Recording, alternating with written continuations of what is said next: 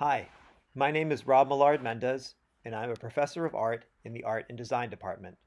Welcome to my talk, A Brief History of Excrement in Visual Art. The image I have here is the Apple version of the pile of poop emoji.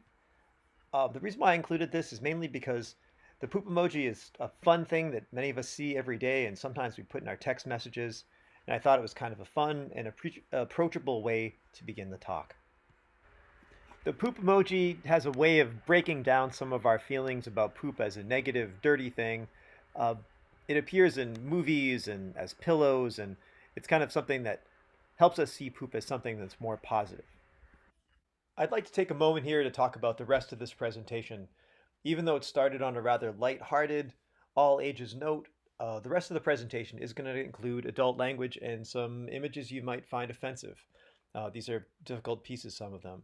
So if you have trouble with either hearing adult language or seeing potentially offensive imagery, I'm going to ask you to perhaps move on to another presentation and stop watching.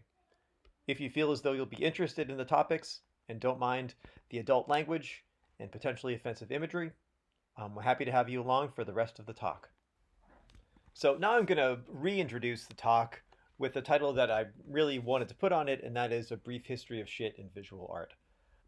I don't say shit here to be purposely offensive or to put anyone off, but shit is used as a word in several of the titles of the piece to talk about. It's also a very different word in overall tone from a euphemistic word like excrement, which, albeit a great word, doesn't have the power that a word like shit does. So, I'm not purposely trying to be provocative, but I am trying to be quite direct. I'm going to begin here by talking about Hieronymus Bosch and his famous work, The Garden of Earthly Delights. Many things have been said about this work, much has been written about it, many speculations about what it means and how its iconography works, but I'm going to focus mainly on the right-hand panel. The work is a triptych, and we read it from left to right. The left-hand side shows Adam and Eve being introduced to Eden by God, and the middle part shows humans engaging in various sinful activities shown to us through various allegorical and iconographical means. And then the right-hand panel is hell. We see in this panel that the characters' sinful activities have come to fruition, and they're living in a rather dark wasteland-like space, surrounded by things like demons, characters in odd positions and clothing, hybrid creatures of human and animal. It's pretty clear here that Bosch is trying to create a connection between negativity, taboo, and excrement as a material, and also shitting as an activity. The next image we're going to focus on here is a detail from the right-hand panel of the Garden of Earthly Delights.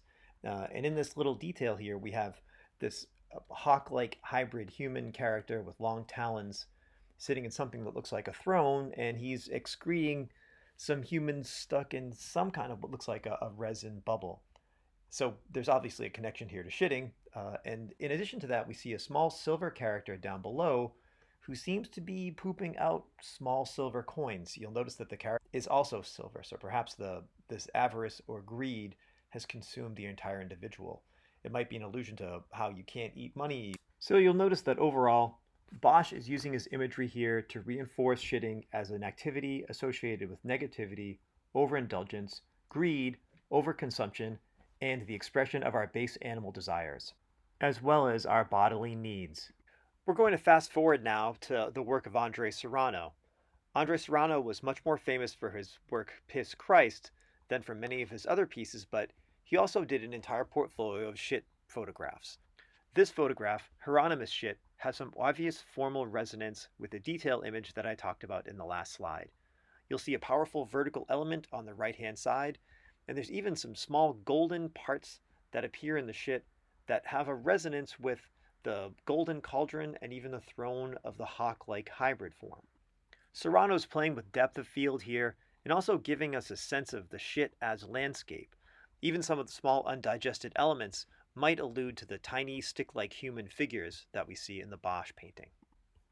Another piece from the shit series, Freudian Shit, offers some conceptual and visual connections to the Bosch painting.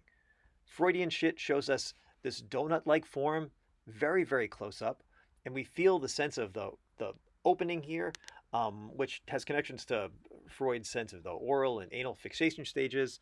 And there's also a sense of creation. On the right-hand side of the slide here, I've included an image of what the Garden of Earthly Delights looks like when the triptych is closed. This circular image, which has to do with the third day of creation, also has a bit of a relationship with the creativity shown in Andre Serrano's picture. As infants, one of the first things we become aware of as our creation is shit. Many caregivers can offer anecdotes about how their infants and young children use shit as an art medium. I'm certainly not equating the creation of the world with an infant's creation on a wall, but both phenomena point to the creative urge in humankind. The last of the Serrano pieces I'm going to talk about here is a piece called Heroic Shit, another C print from 2007. This one has a really interesting formal quality in that we have this reddish background that has quite a blurry look to it. In the foreground, we have what looks almost like a landscape with these diagonal, sharp elements striving towards the sky. And the reddish tone of the background points to perhaps a desolate, post-apocalyptic feel. The textures and composition in the work certainly bring to mind a fantasy landscape populated by hostile, aggressive, craggy mountain passes and aggressive creatures. Heroic Shit certainly brings to mind many of the visual qualities in Mordor from Peter Jackson's Return of the King. The next artist I'd like to talk about is Chris Ofili. He's an artist who gained fame very early in his career for winning the coveted Turner Prize in England. His work gained fame especially in the United States because of a piece that was shown in the Sensation exhibition at the Brooklyn Museum. In the mid to late 90s, Ofili began working on a series of paintings and mixed media works called his Afro-Muses series. As part of that series, he began to integrate elephant dung as a material in the works. These works are a purposeful commentary on colonialism and its effects on people of color. Ofili included elephant dung on the left-hand side of the canvas, using pins to place each of the letters in an individual ball of dung. He also placed the painting on 2 elephant dung balls as the piece meets the floor. The rich earthiness of the dung contrasts beautifully against the shimmery, glittery surface that Ofili has created on the picture plane. This work, The Holy Virgin Mary, is the one that catapulted Ofili to fame in the United States. The subject matter here is a little bit more charged than the last, being that the woman in this piece is the Holy Virgin Mary. So Ofili upset a lot of critics by including dung in a piece that's about such a figure of purity, but he included it for a number of reasons that made sense to him. He had done a study abroad program in Tanzania where elephant dung is thought of with many positive connotations. While many of us think of shit as something that needs to be flushed away at the first opportunity, Ofili was trying to bring to mind some of the values of shit as a fertilizer, a fuel, a pain reliever when it's burned and inhaled, especially to relieve things like labor pains. Elephant dung is a material that is valuable and vital to life. We're going to change gears here and talk about shit being used in an ironic, humorous way rather than a reverent way. Manzoni was an artist whose conceptual works set the stage for many conceptual works that followed. This particular piece, Shit of the Artist, was made in his father's canning factory. Piero's father was not very supportive of his art career and at one point told him, "Your art is shit." Piero was a bit of a rebel and a contrarian. He was not a fan of the art that was happening at his time, and he had done a number of pieces that were send-ups of the art world and its current values. The piece certainly offers some harsh criticism about commodification in the arts, mass production, and multiples. He made an edition of 90 cans, each of which contained 30 grams of his own shit. The cans were then sold for their own weight in gold, thus alluding to the idea of alchemy, where the artist is turning mundane objects and materials into gold. Manzoni died of a heart attack at the age of 29. He had no idea that the value of his cans of shit would rise as high as it has. In 2016, one of the cans was sold for $380,000 at auction. Over time, questions have arisen about the actual contents of the cans themselves.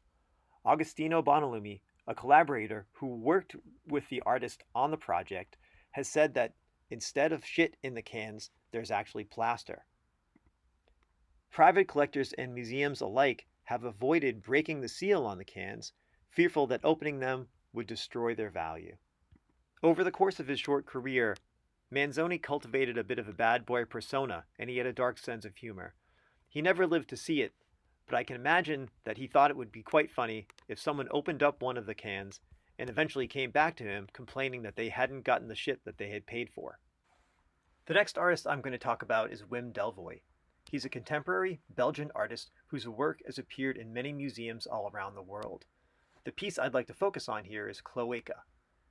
It's difficult to talk about Cloaca as a single incident because the artist has made 5 different versions of the piece, starting with a relatively simple version and then leading up to more complex, more portable versions that have appeared recently. The work is a culmination of Delvoye's collaboration with scientists of different types, gastroenterologists and plumbers and machinists and computer technicians who have worked to make the technical aspects of the piece actually function. A cloaca is a scientific term that has to do with the gut. Simply put, a cloaca is an opening that has multiple uses. In some simpler creatures, like reptiles and birds, the cloaca serves as both a reproductive organ and also an excretory organ. Cloaca as an art object is meant to use scientific techniques and machines to replicate human shit. The version of Cloaca that I'm showing you here is Cloaca Original. This is the first version of the piece that Delvoye did.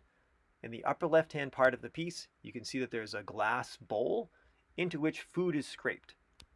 That black object underneath the glass bowl is the first masticating or chewing chamber that chews up the food, and then the food passes through a pipe down into the machine proper, leading to several different treatment chambers made of glass. The treatment chambers are filled with different types of enzymes, different kinds of chemicals, so that they're treated basically just like a human body would treat food as it's digested. The food then passes through a series of plumbing fixtures from one jar into another, eventually leaving the machine through an extrusion tube that's placed above a slowly moving turntable.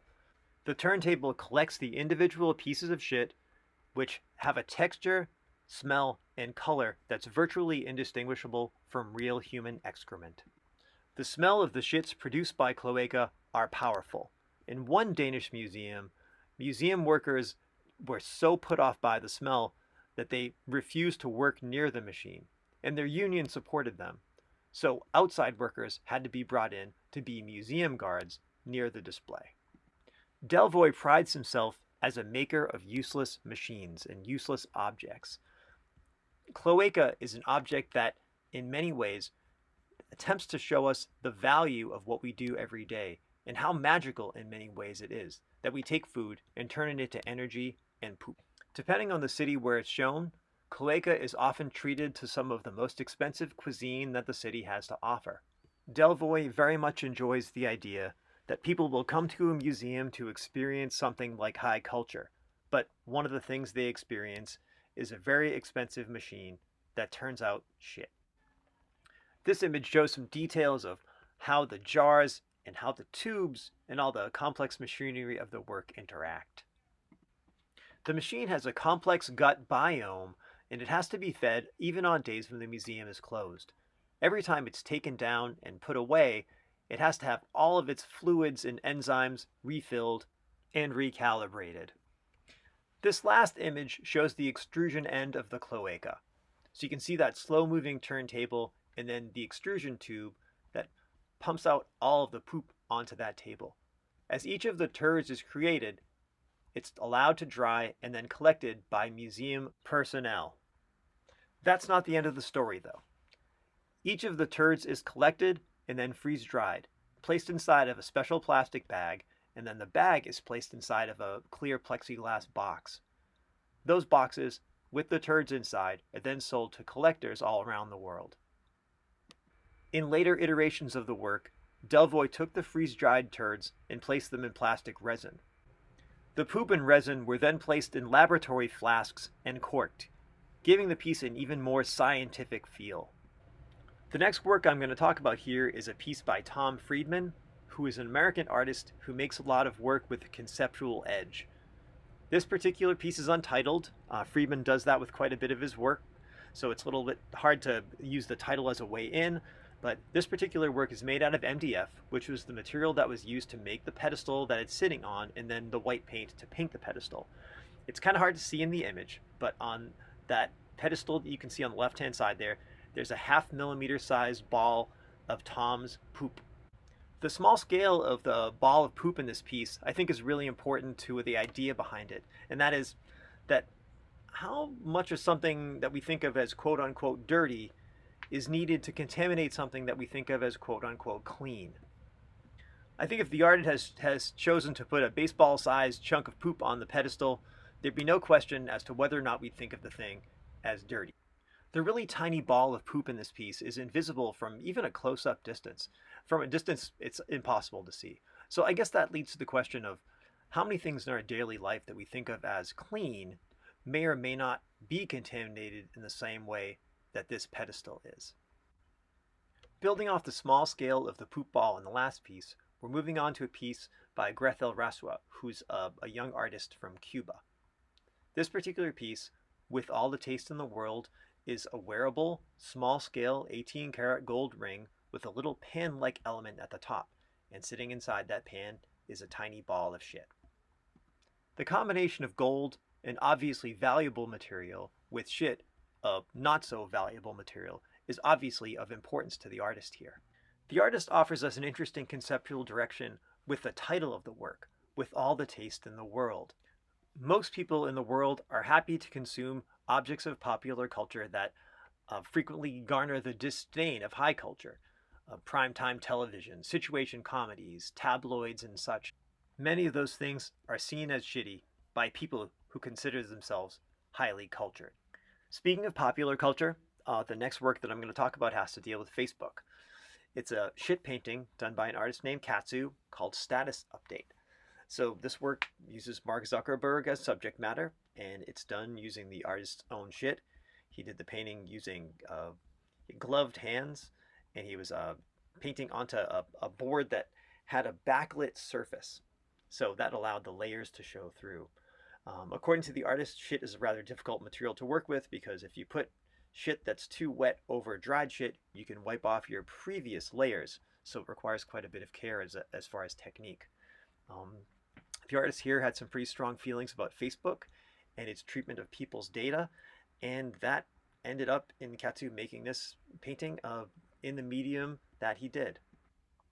The last work I'm going to talk about here is Maurizio Catalan's piece called America. This, like a previous work, involves the use of 18-karat gold. Maurizio Catalan made this piece in 2017 after the 2016 election, and there's a lot of political under and overtones with the work, but it's a working toilet made of cast 18-karat gold. Millions of dollars worth of gold were used to cast this toilet. And one of the cool things about it is that it was installed at the Guggenheim Museum, and you could go in and it was a public toilet that people could use. It was a one-person-at-a-time bathroom that was in place for just about a year. Maurizio Catalan is not an American artist, and there is much too much in the title for me to unpack in the 1 minute that I have left for this talk. But if you can imagine the political and economic situation in the United States in 2017, there's a lot of material here to relate this piece to. So this short presentation has barely scratched the surface on the number of artists who are out there using excrement in their art. So if you're interested, there's plenty of places to find more images and more artists doing work like this. I'd like to say thanks to the College of Liberal Arts for sponsoring this event, and tell you that if you have any questions or comments, I'm happy to engage you via that email, or you can send me a DM on my Instagram. I'm @Millard-Mendez. And thank you very much for your time.